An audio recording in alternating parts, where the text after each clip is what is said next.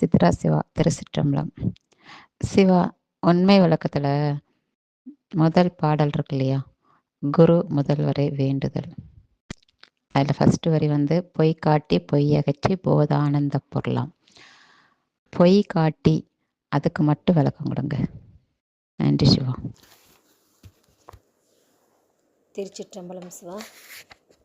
உண்மை விளக்கத்தில் முதல் பாடலில் பொய் காட்டி அப்படிங்கிறதுக்கு பொருள் கேட்டீங்க.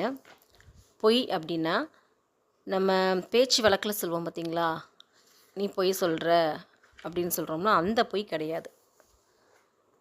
இந்த பொய் என்ன பொருள் அப்படின்னா நிலை இல்லாதது அப்படிங்கிறது அர்த்தம். நிலை இல்லாத பொருள் அப்படிங்கிறது மீனிங். எதெல்லாம் நிலை இல்லாதது அப்படின்னு சொன்னால், நம்மளுடைய உடல், இந்த உலகம், உலகப் பொருட்கள் எல்லாமே நிலையில்லாதது.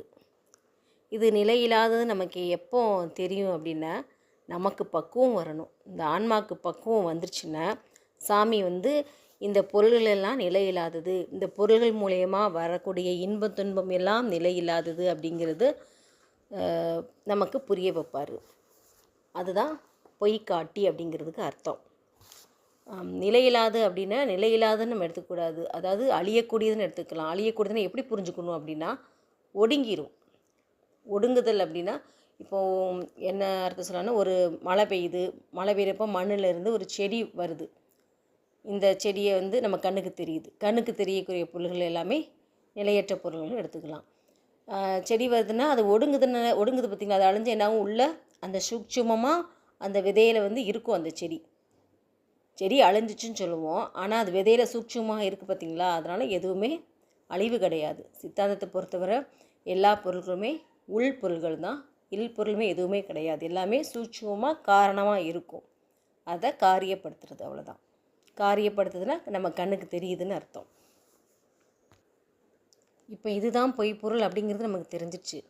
இது எதுக்கு நம்ம காட்டுறாரு அப்படின்னா, இப்போ பொய்ப்பொருள் அப்படின்னா மெய்ப்பொருள் ஒன்று இருக்கும், இது நிலையற்ற பொருள். அப்போ நிலையுள்ள பொருள் எது? இறைவனோட திருவடி தான் நிலையுள்ள பொருள். அந்த நிலையுள்ள பொருளை இந்த பொய்ப்பொருளை காட்டாமையே நமக்கு காட்டிடலாம். ஆனால் இது பொய்ப்பொருளும் காட்டாமல் நம்ம இந்த மெய்ப்பொருளை சாமி காட்டானா அதோட அனுபவம் நமக்கு தெரியாது. அதாவது இறைவன் திருவடியை நேராக கொண்டு போய் நம்மளுக்கு காமிச்சிட்டாருன்னா நமக்கு அதோட அருமையும் பெருமையும் தெரியாது, அதோட இன்பமும் தெரியாது.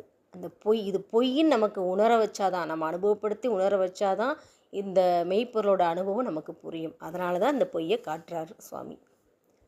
திருச்சிற்றம்பலம் சிவா.